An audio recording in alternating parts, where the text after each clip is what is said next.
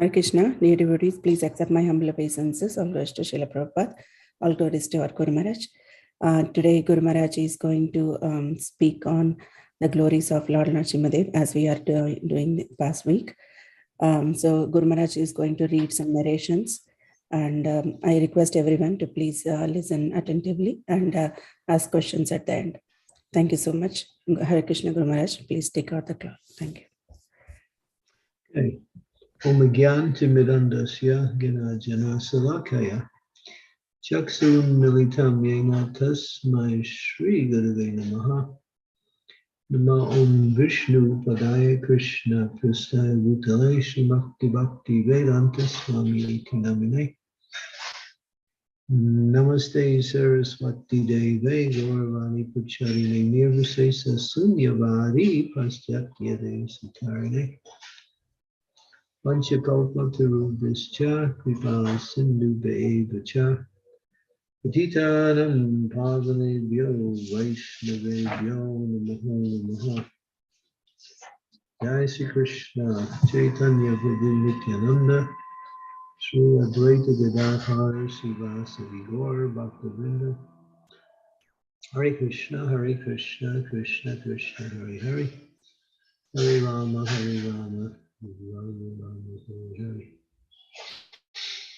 So we'll narrate a little bit of the pastime leading up to the appearance of Lord Nrsimhadev, beginning with Hiranyakashipu. Who was Hiranyakashipu? There were two gatekeepers in the Vaikuntha realm. The Vaikuntha realm has 7 gates, and there's 2 gatekeepers for each of the 7 gates. On the 7th gate, you had Jai and Vijay were the gatekeepers. And the 4 Kumaras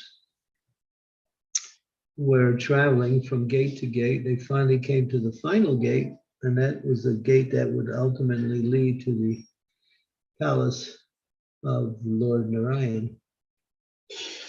They were checked by the gatekeepers, not knowing who these two, not 2, but 4 personalities were. They were actually 4-year-old children traveling naked through the realm, and these gatekeepers could not, and therefore they checked him. The Kumaras became angry, and there was a little bit of a contention at the gate. Finally, Lord Narayan came, hearing what had happened, and then he explained how he is very much inclined to his devotees. If his devotee becomes offended, it's like a personal offense to him. The Lord explained his heart towards his devotees. And then there was a curse given before the Lord actually came, and the Lord honored the curse. And what was that curse? That the gatekeepers, Kumaras, felt that they were not qualified to be in Vaikuntha because they didn't know the business of the Lord. And therefore they cursed him to fall to the material world.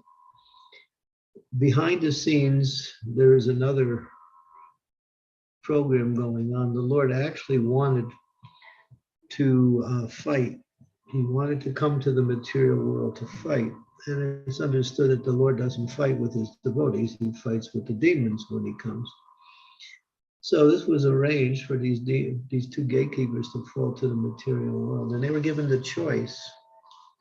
You can come to the material world and stay there for 7 births as devotees, or you can come to the material world and stay there for 3 births as demons.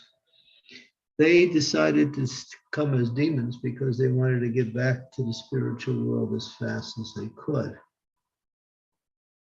Interesting choice. You might think the other way around, but one who's in the spiritual world and loses that opportunity thinks, oh my God, the material world, such a horrible place to be. But this was the will of the Lord, and so they were forced to accept that. And the first manifestation of the appearance of these 2 gatekeepers were Hiranyakashipu and Hiranyaksha. Hiranyaksha was the younger brother of Hiranyakasipu, and he was killed by Lord Bor when the demigods became concerned that this person was destroying the earth's equilibrium by taking as much gold as he could out of the earth, which consequently led the earth to fall into the bottom of the Garbhodak ocean. Lord Bor, in his manifestation, picked up the earth on his tusks, and he also fought with the demon and killed him. When Hiranyakasipu heard that his brother was killed by Lord Vishnu, he became vengeful to Lord Vishnu and was trying to figure out ways that he could kill Lord Vishnu. Of course, that's not possible. This is what the demons think. They think they can kill God.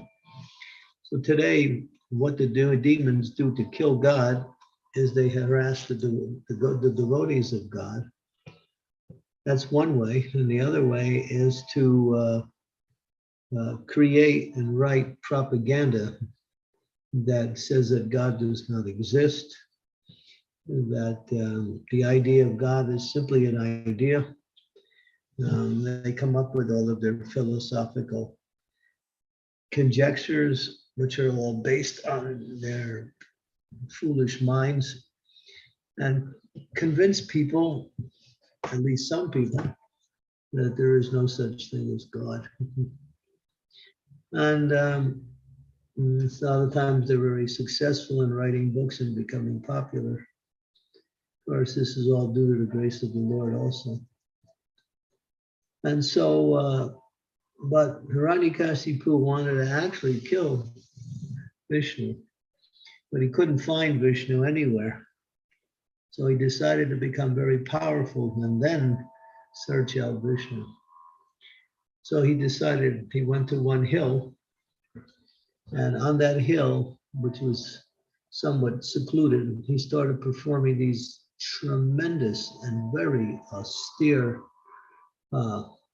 austerities, so austere that it was impossible for anyone to even understand the power that he had to perform these austerities. His determination was strong. Prabhupada says the demons, they have strong determination, and they can perform austerities.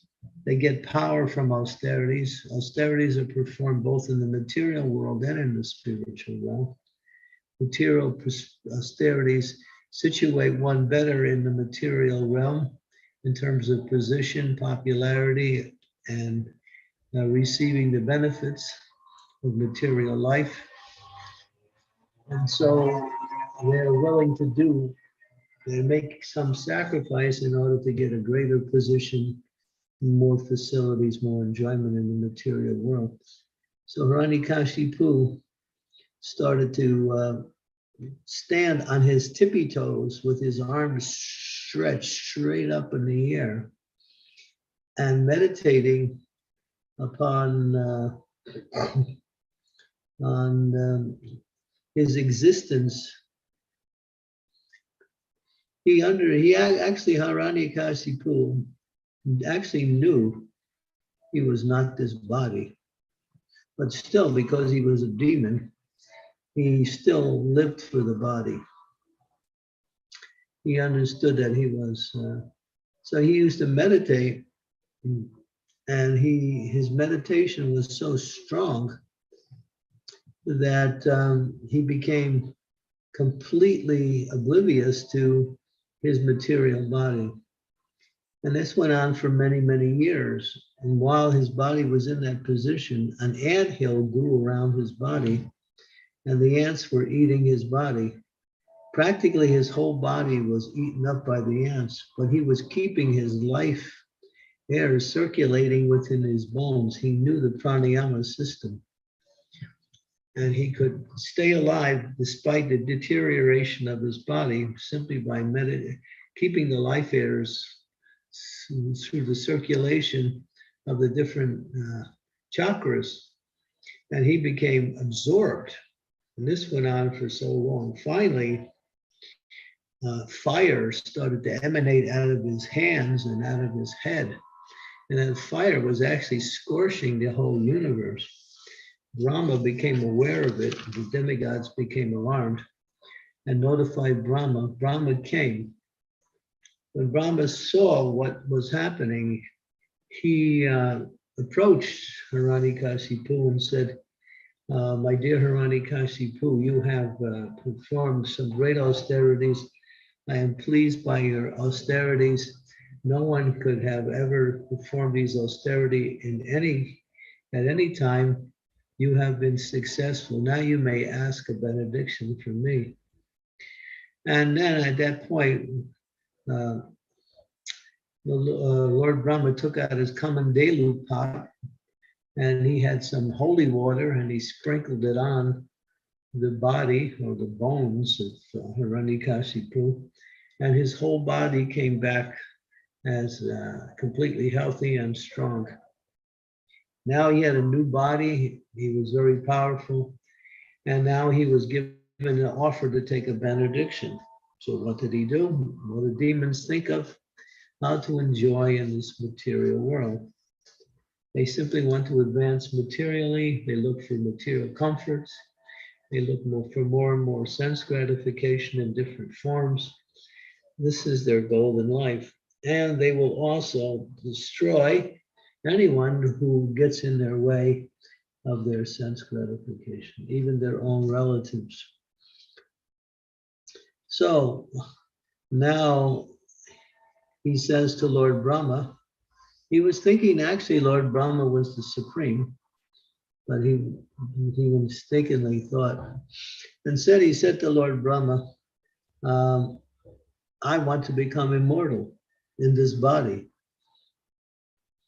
Brahma said, well, that's not possible, because although I'm very powerful, I am beyond the worldly realms of the ordinary living entities. Still, I cannot, I still have to leave my body at a certain point. I cannot give you something that I don't have.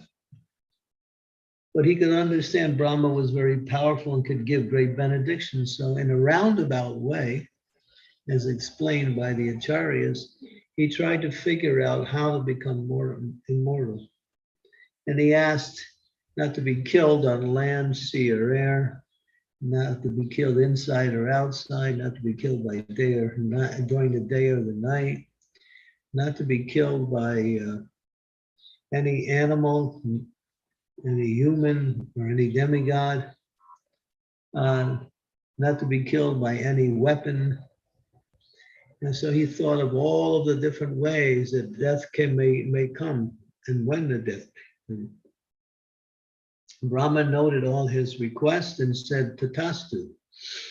He said he gave him benediction that he would fulfill his desire for becoming free from death in all of these ways.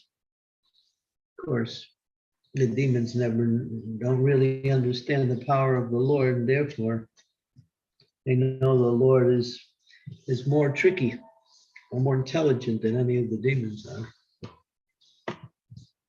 And so now he had that power. Then he decided to take revenge against the demigods. So he went into the heavenly planets, and Indra became alarmed seeing the power of Hiranyakashipu and immediately fled from his throne. Hiranyakashipu walked in, took over the throne of Indra and started ruling the demigods. The demigods were petrified and they were being harassed by Hiranyakashipu, but he was so powerful they were forced to serve him in different ways.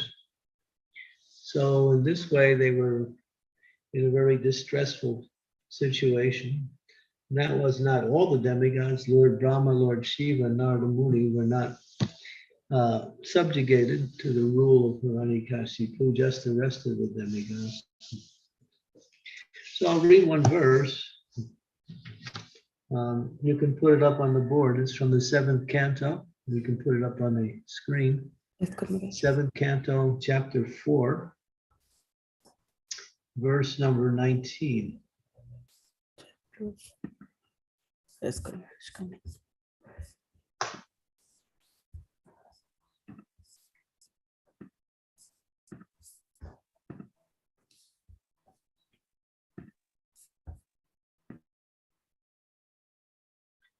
Yeah. Let's get full screen here somehow. Guru Maharaj, it's already full screen, Guru Maharaj. I seem to have a split screen here. Let me see. Okay, now I have it. Okay. Salitam nirjita kub ekarad visayan priyan yatopa jasam bunjano natripyad atritendriyaha. In spite of achieving the power to control in all directions, and in spite of enjoying all types of dear sense gratification as much as possible, Hiranyakashipu was dissatisfied because instead of controlling his senses, he remained their servant. Purport. This is an example of asuric life. Atheists can advance materially and create an extremely comfortable situation for the senses. But because they are controlled by the senses, they cannot be satisfied. This is the effect of modern civilization.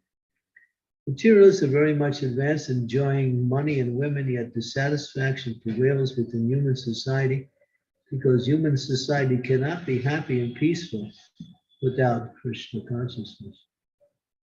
As far as material sense gratification is concerned, materialists may go on increasing their enjoyment as far as they can, but because people in such a material conditions are servants of their senses, they cannot be so satisfied. Hiranyakashipu was a vivid example of this dissatisfied state of humanity. Yehi samsparsaja bodha dukkha yonia evate havantavanta kuntiya nateshu lamate buddha. So Krishna speaks this verse from the 5th chapter of Bhagavad Gita that sense gratification leads to suffering. There's no satisfaction in sense gratification. It's like trying to put water. It's like trying to put out a fire by throwing another log upon the fire. If you have a fire and you throw a log on the fire, especially a big log, you may cause the fire to go down temporarily, but then just give it a little time, and then the fire will catch that log, and then the fire will burn brightly. This is a very good example, very perfect example of how sense gratification works. The more one tries to satisfy the senses, they may get some temporary relief, but give it a few moments, few hours, then again the senses become strong for satisfaction. You can't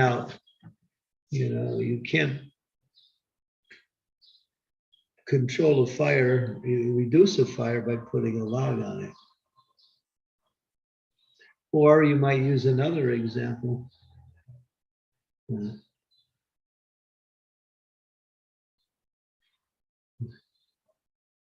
If we put water on the fire, if we sprinkle a few drops of water on the fire, fire may flicker and crack, but it won't go out. What is the use of those few drops?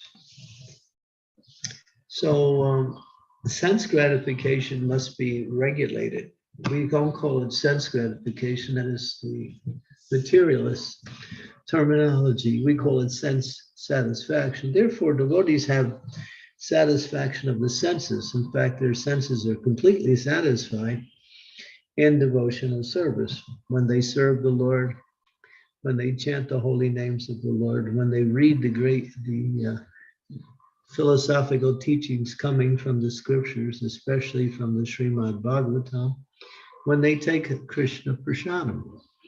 All of these activities give satisfaction to the senses and cause one happiness. For the materialist will perform similar activities, but with the goal of enjoyment. But what is that enjoyment? Because the senses are like, there's two terminologies. We call the senses either serpents or servants. A serpent is a snake which will bite and cause death. A servant is one who assists one in performing the activities that they are desirable. So the senses are our assistants in executing our devotional service. But when they're engaged in material activity, they become serpents and they cause one distress. So here, so you'll see, and this goes on as material life. The material life means more. You're not satisfied with what you have, you need more. You need a bigger house, you need a better car, you need a more fancier computer, you need a more sophisticated wristwatch. You need more, more, more. But no one is ever satisfied by this more program, because if people were satisfied and happy, then the world would be in a good situation. So people are getting what they want, they're not happy. Because the sources of happiness are not satisfaction of the senses. So Hiranyakashipu, as it says here, is a vivid example of the dissatisfied state of humanity. Humanity is completely dissatisfied and they remain dissatisfied. It's like trying to find gold in a place where there is only coal. In other words, if you're looking in the wrong place for something, you won't find what you're looking for. If you're looking for happiness and sense gratification, you will only be disappointed and frustrated, as the example here with Hiranyakashipu. And they have everything, and they think, and they present themselves as being successful with money, as much facility to enjoy the opposite sexes. They can, this is what they shoot for money, so money can get things. Money can buy people, money can get so many things. But all of their effects are all shallow, and they're all, it's like trying to eat while you still have your face mask on, you know. I think that's an example. It's really funny that they make people wear face masks on the plane because they consider that to be, you know, healthy for everyone. But then when it comes to eat, everybody takes their face mask off. So obviously it's quite contradictory, but it's the example is there that one cannot enjoy if there is a covering. Therefore, the soul does not enjoy through the material body, but the soul enjoys directly through connection with Krishna, using the material body as a medium to connect with Krishna. Now, this is the dissatisfaction, and Hiranyakashipu was completely dissatisfaction. And in order to express his dissatisfaction more, he became proud and he started transgressing the laws of nature, as mentioned in the mentioned in the Shastras. He was fearful, and he was always and he sent, at one point he sends all his followers, the demons who were following him, onto the earth planet to harass the sages, the cows, destroy agricultural fields. You see, that's what the demons are doing now. I just heard a report that they're burning warehouses full of food in America, where they have stocked tons and tons of food. They're burning these places down. 7 or 8 of these warehouses been burned to the ground. So you might ask why. So I won't get into that because that's a whole nother subject, but this is what they're doing. The demons are burning all the food supplies. This is going on. So this is the demons. They do the same thing as they did thousands of years ago. They're doing the same thing now. They're never satisfied. They're trying to get more and more and more. Devotees are happy simply by chanting Hare Krishna, associating with other devotees and chanting Hare Krishna together, having kirtan, discussing philosophical and spiritual topics that elevate one's consciousness above the 3 modes of material nature, taking wonderful Krishna prasadam in so many different varieties.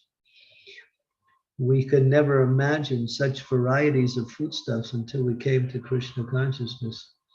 There is thousands and thousands of varieties. And what do the non-devotees eat? They work so hard. They pack a sandwich before they go and they run to the office. They take a fast break, eat their sandwich, gulp down a cup of coffee, and run back to work, trying to get more money. Their plan for material happiness is contrary to the lifestyle that they live. They buy these big houses, but they're working all the time and they can never enjoy the house that they buy. They come there at night and sleep in it. And then the next day they run out early and going to work again. So this is the material life. It's quite contrary to everything. They have a family, but many times they don't even see their family because they're always engaged in working at the office, traveling to and from the office. Prabhupada says they go 100 miles each day just to go to work and back, sometimes more. Oh, material life is very confusing. It's frustrating. It's modes of constant activity, mindlessly heading more and more, thinking that when will the weekend come so we can enjoy, we'll get our paycheck and we'll go to the movies, we'll have some illicit activities, we'll go to the bar and get intoxicated. They're forms of material happiness or another form of suffering. So Hiranyakashipu, he was an epitome or the highest example for a dissatisfied state, which is reflective of the nature of the material energy and living entities. You see people who are super wealthy, unless they give in charity to religious groups and support religious principles and worship God themselves, they are never happy, never satisfied. So that was Hiranyakashipu. Now he's going to harass the entire universe. And then he will soon. Now Brahma comes to the Lord and says, my dear Lord, I made a mistake. I gave this demon all of these benedictions. Now he's taking over, harassing everything. Please do something. The Lord responded. He said, when Hiranyakashipu teases the great devotee Prahlad, his own son, who is peaceful and sober and who has no enemy, I shall kill Hiranyakashipu immediately, despite receiving the benedictions of Lord Brahma. So the Lord was aware of this demon, but he wasn't going to do anything until he harasses his devotee. So you'll see, material energy will go on and things will get worse and worse. But as soon as the devotees become harassed by the demons, then the Lord will come to protect his devotees. Okay, so we can stop here. These are some things we can think about in terms of the demoniac mentality. Thank you so much, Guru Maharaj, for a very nice class, and you explained very nicely about this demonic qualities of a person and how Hiranyakashipu is exhibiting those things. Thank you so much, Guru Maharaj. Dear devotees, if you have any questions or comments or realizations, please go ahead. And I request everyone to please turn on their camera if possible. Thank you so much. Devanand Pandit Prabhuji, you want to ask any question? Hare Krishna. Thank you very much. Dear Guru Maharaj, please accept my humble obeisances. All glories to you, all glories to Srila Prabhupada. The question is, in Srimad Bhagavatam 11:24-16, Krishna says to Uddhava, whatever features visibly exist within this world, small or great, thin or stout, certainly contain both the material nature and its enjoyer, the spiritual soul. Can you please comment on this statement that the soul enjoys in this world? Can you repeat that verse number again? 11:24-16. 11:24-16. All right. We'll have to see the verse. Yes, Guru Maharaj, I'll just post it 1 second.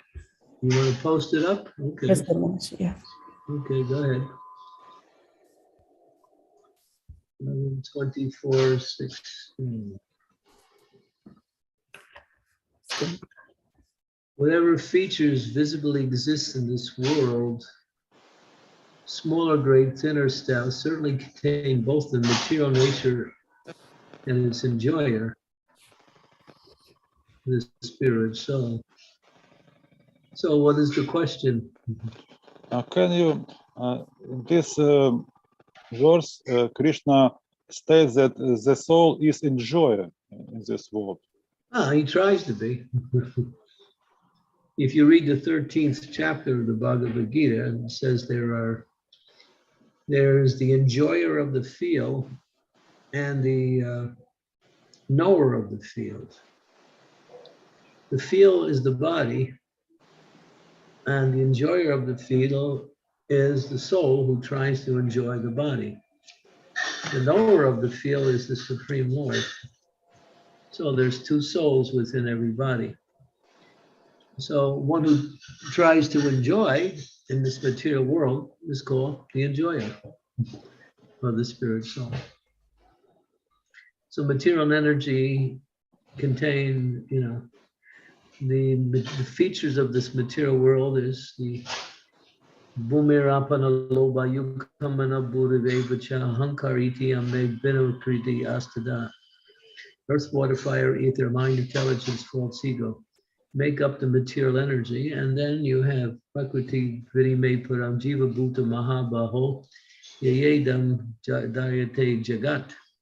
Then he says, the Lord says, there's another person, another feature of this material, and that is the spirit soul, who's trying to enjoy this material nature. Ramai vamso jiva loke jiva bhuta sanatanan masastani indriyani prakriti stani karshati. Karshati means to struggle. The living entity is struggling. Why? To enjoy this material energy, which is not enjoyable. So we call the soul the enjoyer, but he is a false enjoyer trying to enjoy this material energy. His enjoyment is natural, but it's not in relationship to something different than its existence. In other words, we are spirit. We cannot enjoy matter because we are not of matter. We are spirit. So we must enjoy according to our nature, but the principle of enjoyment, it remains prominent in the living entity's existence. So when it's diverted away from its real enjoyment, it tries to enjoy the temporary material world in the form of matter, and therefore he's called the enjoyer.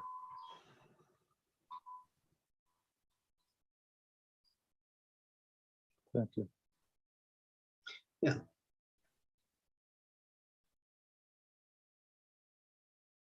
The 13th chapter of Bhagavad Gita gives a really nice explanation of that principle. If you read that 13th chapter, especially the beginning verses. Thank you. Sridevi Mataji, you want to go ahead? If that's okay, is that? Yeah. Is Guru Maharaj? Okay.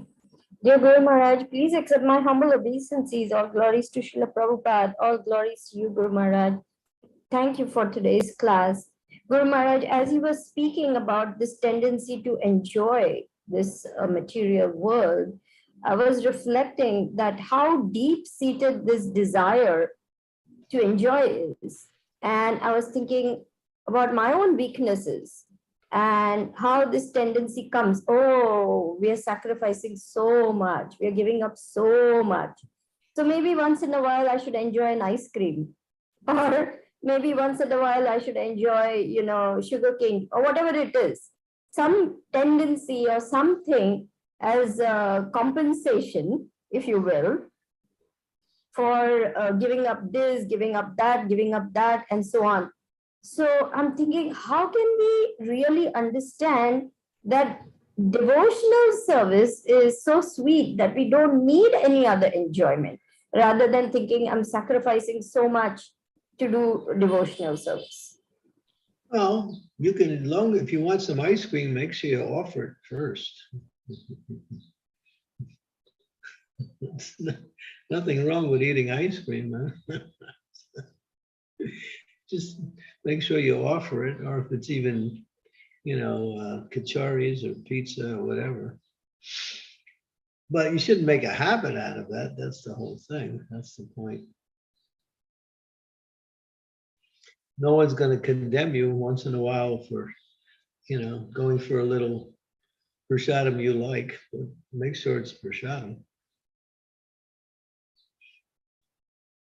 Yes, of course, Guru Maharaj. I mean, it's always only prasadam. There's no question of taking unoffered anything. We want to first offer it to Krishna and then only take anything. But why even think like this, that, oh, I should, I'm denying this and I'm denying that and I'm suffering so much in this material world. So I should, have this and have that. Why we should not get so absorbed in Krishna's service that we don't even think about all these things? One of Bhakti Siddhanta Saraswati's leading sannyasis went on a preaching engagement, and he gave such a powerful lecture that so many people, they gave him a standing ovation. The lecture was so powerful. When he came back, everyone was glorifying him. And then after all of this happened, he said he wanted to have he wanted some special prasadam. In other words, he wanted to congratulate himself by rewarding himself with some special prasadam. So when the word got back to Bhakti Siddhanta Saraswati, he became upset. Says, does he perform devotional service in order to get some reward for it? And so he curtailed that, and the sannyasi became aware and decided not to. So, but, for grihastas, it's a little different. So, Well, I'm vanaprastha now. I should be getting over all these tendencies, Guru Maharaj. That's my concern. If you want to live a Krishna conscious, detached life, if something comes by way of by natural ways, then you can accept. But to go out of the way to try to enjoy your senses, then that is, that'll cause you to fall back into the material consciousness. If you happen to go to someone's house and they said, oh, I just made some pizza, thank you for coming. And you say, oh, okay, well, I can't take that because it's too nice. No, It's somehow or other, it came by way of without you planning for it. Well, that's all right. But if you're looking around for it and you make special deals, Lord Chaitanya, of course, was very strict with sannyasis. He said, a sannyasi who goes here and there to satisfy the tongue cannot get Krishna.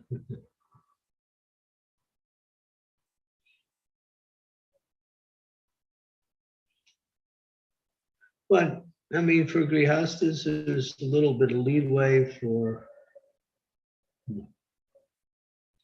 I mean, you know, so, but ideally, yes, just whatever comes naturally like that. But if you like something, there's a particular dish you like, you cook it for Krishna with the idea of trying to satisfy Krishna, and then you take the remnants. That's fine. But don't make it a habit. When you make it a habit to use Krishna for what you like, then it becomes more and more material.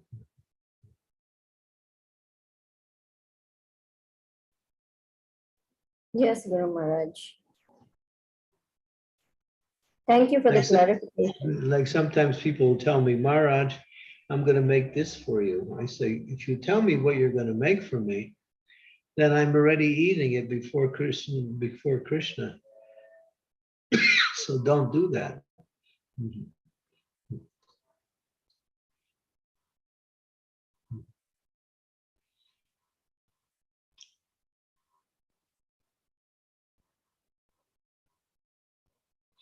So how can we come to the point? Yes. Ideally, what you're saying is good. It's Krishna conscious. It's detachment. It's the way to go.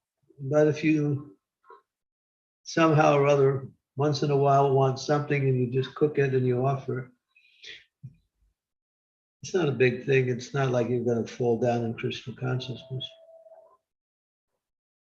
But don't make it a habit. That's the point. Right. I think that's key, because then one little thing can just lead to more, and then it becomes a very strong habit that you find it difficult to overcome. Yes. Mm-hmm. Yeah. Thank you, Guru Maharaj. Thank you, Guru Maharaj. Deeptesh Prabhu, you want to go ahead? Yes. Hare Krishna Maharaj, please accept my humble obeisances. All glories to Srila Prabhupada. Maharaj, thank you for continuing the series for the appearance of Lord Narasimha Dev. Maharaj, in regards to the curse to Jai and Vijay, you mentioned, and I think we hear it a lot, that they were given the choice.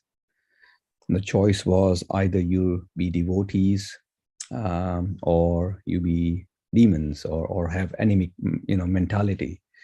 And they chose to be the opposite of the devotees.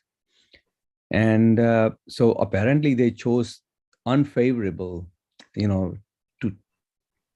unfavorable meaning, not being devotees, but on the opposite, on a higher principle. Can you please comment on that? Because I think it's a very... It's mentioned why they did that, because they wanted to get back to the spiritual world as fast as they could. So they 7 lives as devotees or 3 lives as demons.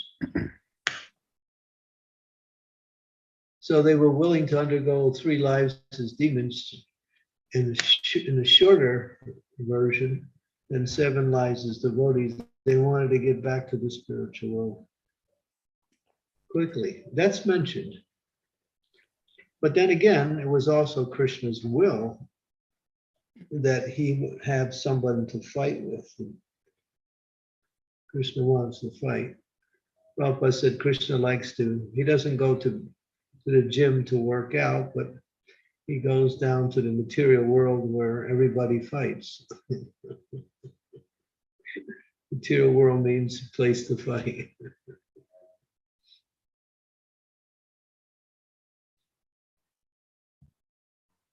But so Maharaj,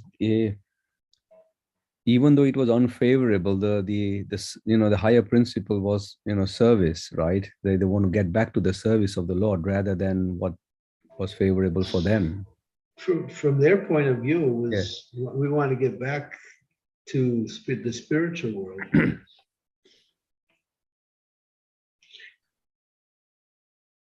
When you taste the spiritual world, you don't think I want to. If you're sitting in your living room and you're enjoying a nice meal, you don't say, I'm going to go into the bathroom and live there. So, it's like going into the bathroom is like coming into the material world. This place is not nice. You got to get old. When you get old, your body breaks down, it doesn't work, you can't hear straight, you can't walk properly, there's so many aches and pains, can't see correctly. You have 4 hours, four eyes and 3 legs. And somebody's got to take care of you. Sometimes you get so old you can't even go to the bathroom by yourself. Old age is miserable.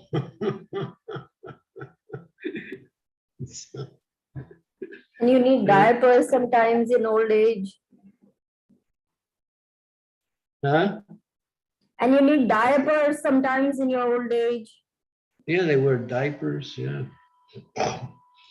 And then the relatives don't like them. They send them to old age homes and they sit there just playing checkers and chess and waiting to die.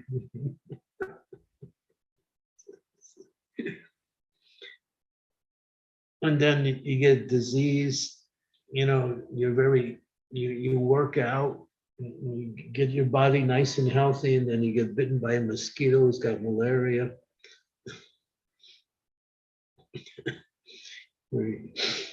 Your friend has coronavirus and he wants to share it with you. This material world is just one. We forget what it's like when we're suffering because we don't want to remember it. But place is a place of suffering. Krishna says it.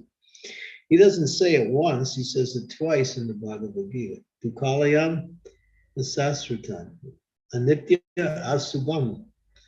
This place is temporary and it's miserable. But if you condition yourself to the misery, then the misery looks like happiness. And that's what the conditioned souls do. An intelligent person can see a person gets up early in the morning, can't even have time to eat, gulps down a cup of coffee, eats some slaughtered pig flesh, runs to the office, sits in traffic in a car with so much noise and smog around him, works all day, comes running home at night, enjoys a little sex life, goes to sleep, eats something, and then he repeats the whole thing again. It's just, that's the average person.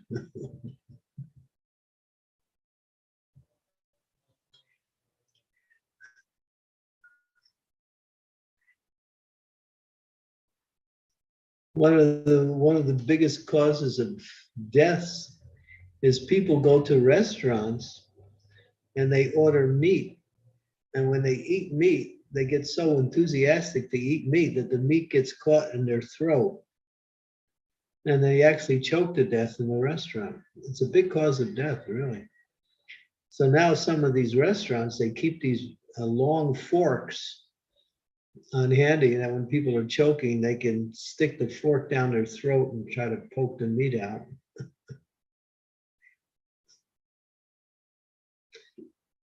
I mean, the list is so long, it's just unbelievable.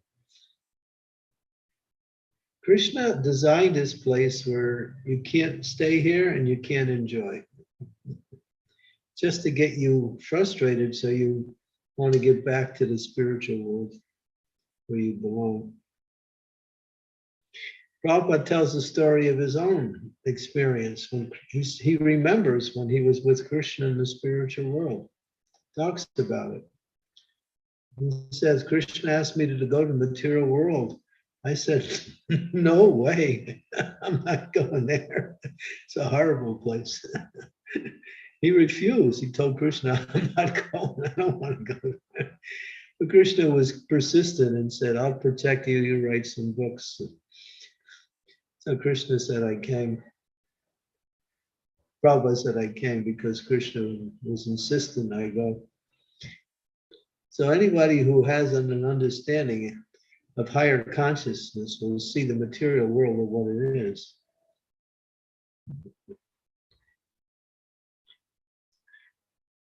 You go to school, you don't know anything, and you have to learn something. The soul is by nature chit, it's full of knowledge. And you have to sit in a classroom learning 1 and 1 is 2, 2 and 2 is 4, 5 and 6 is 11. And you get your diploma at the end, and you think, wow, I went through them, I got my diploma, now I have to get a job, but nobody will hire me. So you're like a dog wagging his tail at the door. Please give me some service, please. No vacancy, go, get out. It's material.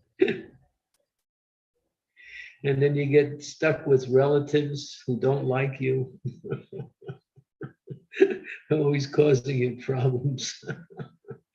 Your family members, you're supposed to like them, but they don't like you. Should I continue?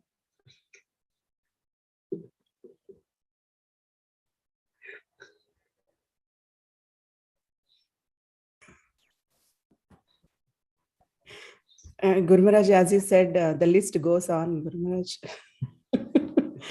It's an endless list. Your kid goes to school and gets beaten up by another kid, and then you have to go to the principal and complain.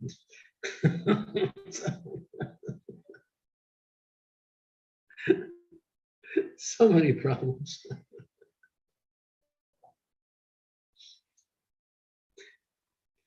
Material world is just solving problems, that's all. It's not about living life, it's about solving problems, that's all. One problem after another. You buy a house, you got a mortgage, and you got to raise money to pay for it. You got to work hard.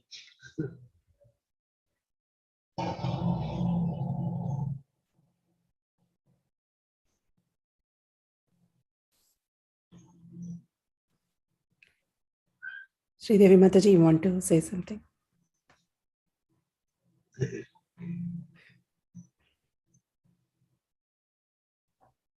Mataji, you're on mute.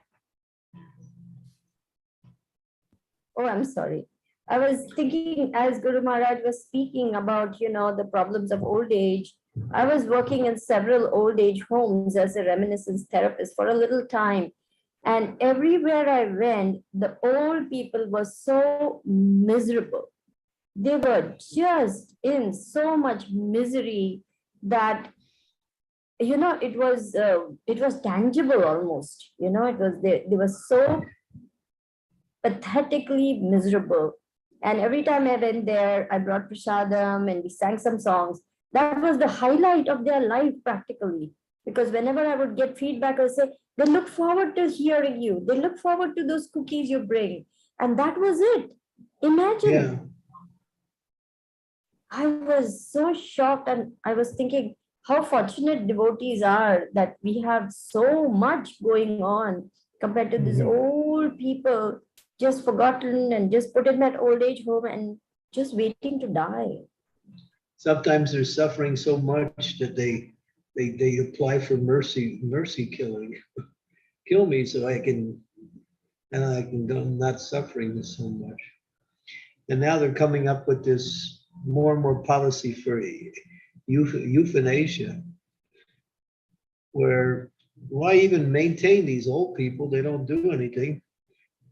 Just, yeah, all we do is feed them. So why don't we just, at a certain time, we just kill them? That's all.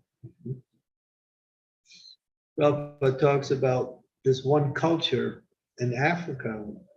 When the grandfather becomes a grandfather and he gets old, there's a festival. So they take the grandfather and they put him on the top of the roof of one of the buildings, and they push him off the roof and he smashes to the ground. And they keep doing that until he dies, and then they have a feast eating the grandfather.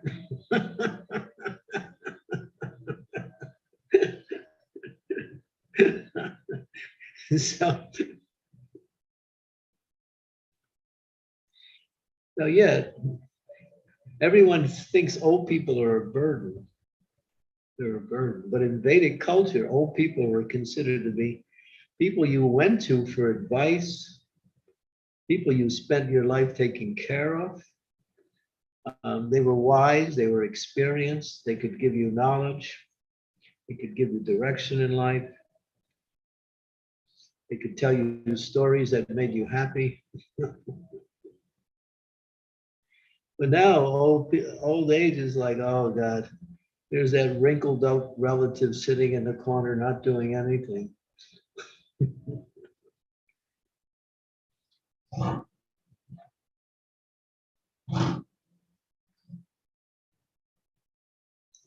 Yeah, modern civilization doesn't like old people at all. So what they did during this COVID epidemic at the beginning, they took many of the COVID patients and put them in old age homes, nursing homes. And consequently, so many people in the old age home died. It was a plan. They actually took people and put them in old age homes, nursing homes, who had COVID, and they infected the old people, and many of the old people died. That's news. I mean, that's that is, they want to get rid of the old people.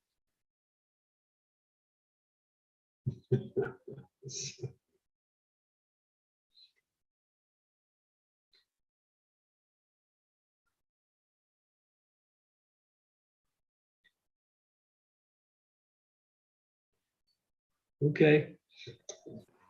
Namrata Mataji, you want to go ahead? Thank you, Guru. Hare Krishna Guru Maharaj, please accept my humble obeisances. All glories to Srila Prabhupada. Maharaj, I wanted to ask about mercy killing. Is it? Am I audible, Maharaj? I have to listen a little closer, but I'm listening.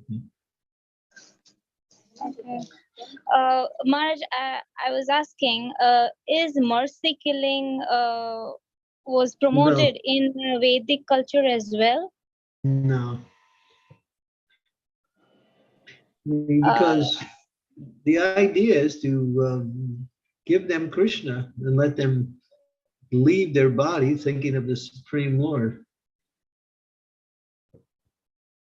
This mercy killing is just another form of interfering with their natural karma. They're destined to live a certain amount of time. Let that finish out, even if they have to go through some suffering.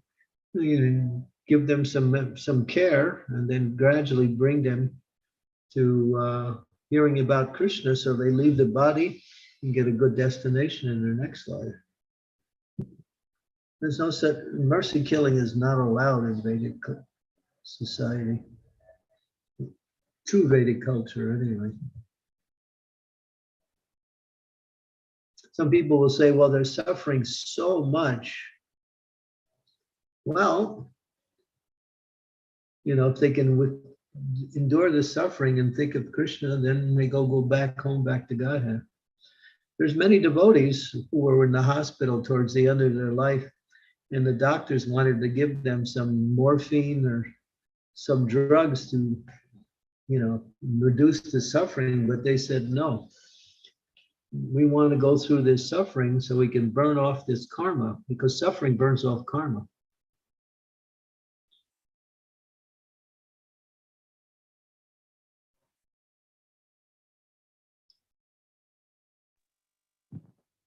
Thank you, Maharaj, for the clarifications, because I have gone through this. I've seen some of the oldies asking for mercy killing, and I've seen people making them understand that no, this is not the way you should approach. Yeah, it's not, it's against the laws of God. God determines when you die. Some of the countries have legalized this thing, right? So Yeah, it doesn't mean it's correct or in line with the will of God. It's against the laws of God. God has ordained someone to live for a certain amount of time in that body. That body doesn't belong to you, it belongs to Krishna. He gave you the body through your mother and father. So best to finish your life out in Krishna consciousness instead of ending your life in some kind of disastrous way.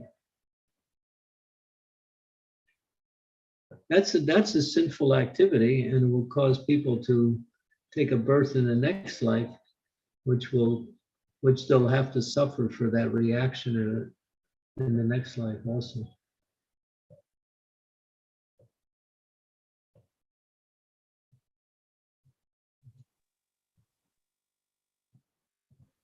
Maharaj, thank you for the clarification. Yeah.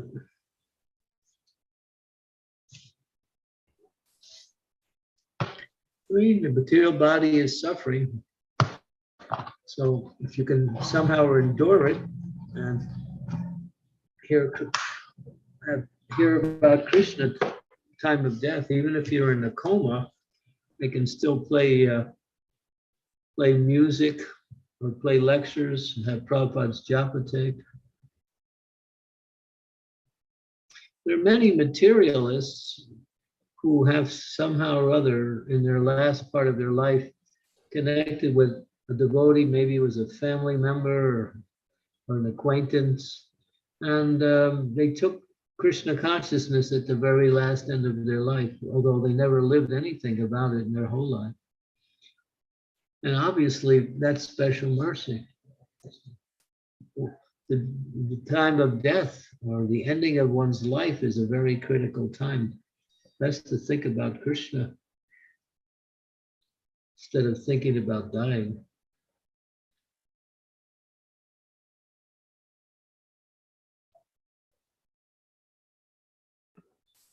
Sudha Mataji, you want to go ahead?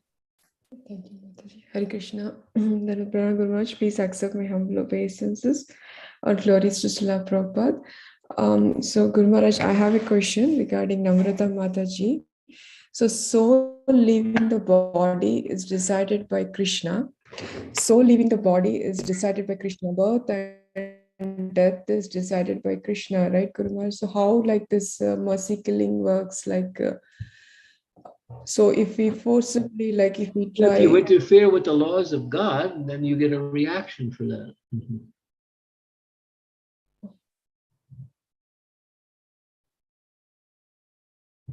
People are interfering with God's laws all the time, and that's why they're suffering. If you live by the laws of God, you live happy. If you live against the laws of God, you have to suffer. The laws of God are the laws of nature by which people maintain themselves and live life.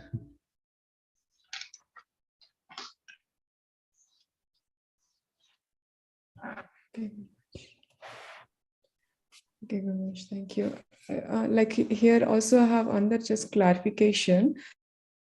Soul does not enjoy material things and it enjoys devotion towards Krishna, and soul uses material body as a medium. So can soul perform devotional service without material body? We still... Not in the material world, no. They become a ghost then. And then if they live in the ghostly body, they live. If you don't have a physical body, you have a subtle body. If you have a subtle body, you can't use. You don't have no material body to interact with the material energy. So that's a very suffering existence, to be ghost or to be unembodied. But you can't get rid of the subtle body unless you get liberation. Only when the subtle body is purified, then you get liberation. Then you don't. Then you're back in the either in the Brahma Jyoti or in the Vaikuntha realm or in the Loka Vrindavan. So as long as you live in the material world, you have to have you have to have a subtle body. You may not have a gross body, but you have to have a subtle body. Okay. Subtle body means mind, intelligence, and the material sense of identity. This is called false ego. So Okay. when you die, when the body dies, you don't die. When the body dies, your subtle body takes your soul to the next gross body. You don't lose your subtle body. That's why you can remember things from past lives. The subtle body is your blueprint for your next body. It's your, it's your, what do they call it? Hard drive or software? I'm not sure, for those of you who are IT guys. It's where everything is written. So, but the purification of the subtle body from all material desires means liberation. And then means no more material world. So still using the metal body to perform devotional service. Yeah. So that case, it will become spiritual body, Guru Maharaj. When we use our metal body to perform devotional service, it's more spiritual. Your spiritual body is already there. It's just covered. That's all. Okay. The spiritual body is covered by your material body. It's like a hand is covered by the glove. It's already there. Getting rid of the material desires means dissolving the material body.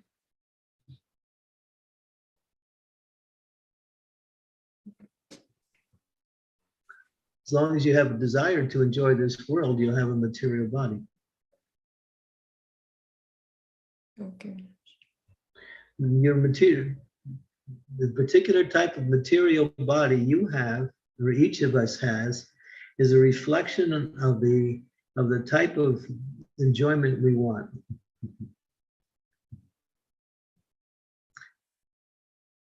So everyone's body is different. That means there are different ways to enjoy the material energy. And that's a combination of activities which come to 8,400,000 different species of life. So material life is so complex that there are so many different ways that the living entity wants to enjoy in this material world. Prabhupada talks about it. He gives a nice example. The three primary colors are red, blue, and yellow. He says an expert artist can mix these colors and make thousands and thousands of colors out of these three. So these are the primary colors. So the material modes of passion, goodness, and ignorance, when mixed up in certain proportions, form different material bodies. So our material body is a reflection of a certain combination of these three modes of material nature. But as we progress in devotional service, our spiritual body starts to reflect through the material body, and then gradually our material body is becoming, it's still there, but it's becoming illuminated by the spiritual body, and it's no longer acting. The spiritual body is then now acting through the material body.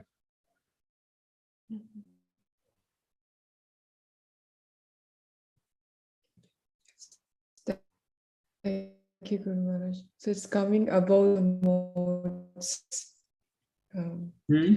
So it's coming above the modes. Material is more like combination of the three modes: goodness, passion, ignorance. It is. So as we perform more devotional service, you're trying. Okay. Yeah, as you purify your consciousness, you're becoming free from the effects of the modes. You move from the lower modes to the mode of goodness, and then gradually from the mode of goodness, you gradually move towards the spiritual mode of Sudasattva, pure goodness. That's why we say, if you want to practice Krishna consciousness, come to the mode of goodness. Because those are the qualities that are conducive to the execution of devotional service. And once you get to the mode of goodness and then you're serving the Lord, then that mode of goodness transforms into Sudasattva, pure goodness. And that's devotional service. And when it becomes complete, then you are liberated. That's Guru Maharaj. Yeah. Thank you so much, Guru. Yeah, devotional service is a gradual process. Thank you, Guru Maharaj. Thank you so much. Hare Krishna. Hari Hari. Thank you. Sridevi Mataji, you have something?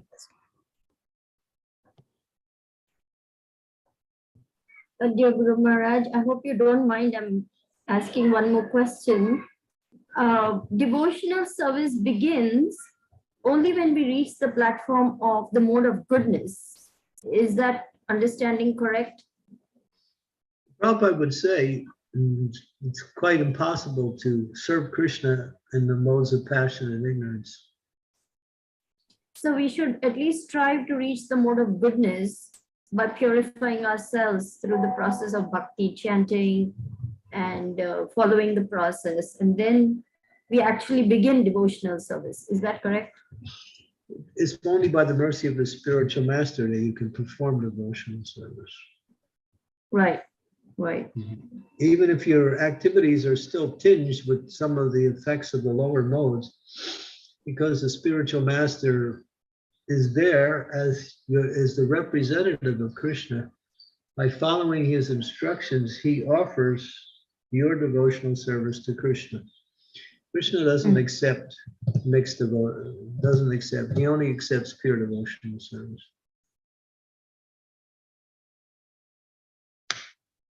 So try to, elevate yourself to that mode of goodness in terms of the qualities. Study these qualities, learn them, practice them, and then use them in devotional service. Yes, Guru. Thank you, Guru Maharaj. Guru Maharaj, it's so wonderful when we are in class with you. Everything seems so clear. Everything seems so easy. Everything seems so wonderful. Class is over. All the modes come rushing back and the contaminated mind back in the prison house. Just turn on a tape. Yes, Guru Maharaj, that's the only solution. Thank you. As soon as I'm done here, I turn on Prabhupada.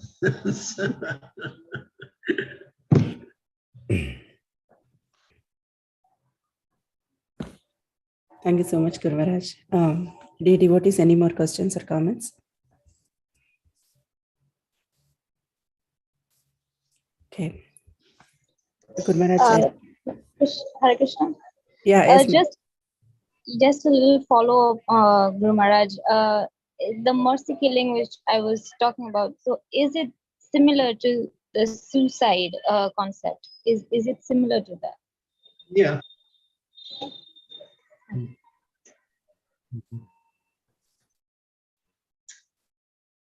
Yeah. You have to remember, the body is given to us.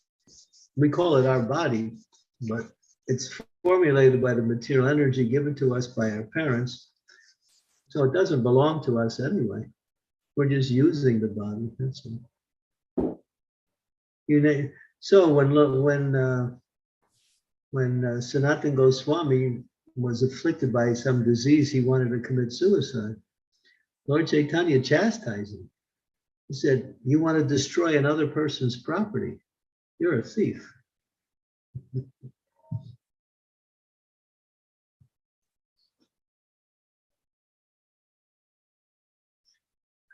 Your body belongs to me. I have plans for your body, Lord Chaitanya told me.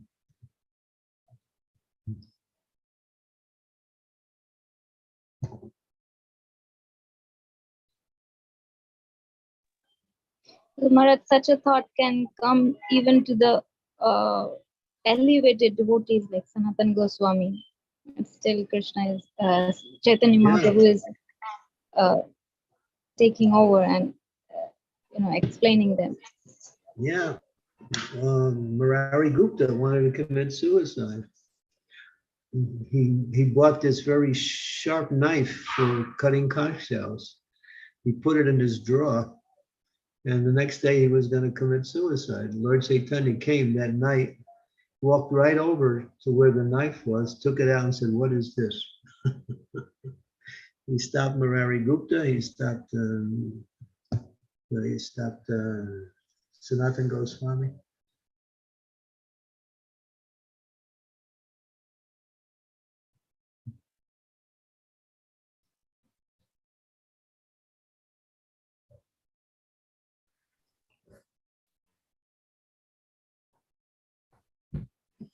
Okay, so does this answer your question, Mataji?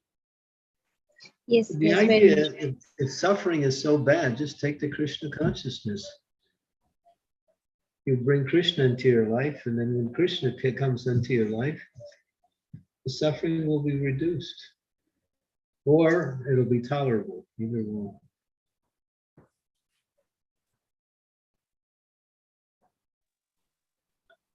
Yes, Maharaj. Thank you very much. In last few months, I have experienced this also, and I can see this very clearly what you've said. So thank you for that. Hare Krishna. Hare Krishna. Srila Prabhupada ki jai. Jai. Thank you, Guru Maharaj. Thank you for the wonderful session today and a lot of nice discussion. Thank you so much everyone for participating. I just want to announce before ending the call, I just want to announce once again and remind you all about the upcoming retreat in June, which will be in the Vedanta, Lincolnshire, UK. And it is open for all the disciples, aspiring disciples and well-wishers of Guru Maharaj. And the dates are 24th June to 27th June. And registration is still open until this month end. You can find the registration form in our WhatsApp groups, and also you can email to cmsretreat22@gmail.com if you have any questions. So this will be a nice spiritual upliftment for everyone, with amazing association of Guru Maharaj and His Grace Bhuta Bhavana Prabhuji and Her Grace Jiti Sakti Mataji. So I encourage everyone to, whoever are not registered till now, so please register and please attend this retreat. Thank you so much. Thank you so much, Maharaj. Yeah, I just want to make a little personal announcement. This Saturday, I'm going to be traveling, so I won't be able to give the class on Saturday. I will give the class tomorrow, Wednesday, and then Friday and Thursday is our class with, was it Charlotte, I think? Yes, Guru Maharaj. Thursday is on Charlotte. Yeah. So the next 3 days, but Saturday, no. And Sunday is Lord Nrsingadev's appearance day. I'll be giving class at the temple in Zagreb in the evening. So I won't be able to give the afternoon class on that day either. So best to tune into my class if you want on Sunday night for the festival talk on that. You can also tune in earlier and see the Abhishek and what else is going on there also. So that's on Sunday. So Saturday, no class. Sunday, I'll be at the temple, and you can check the live streaming for that.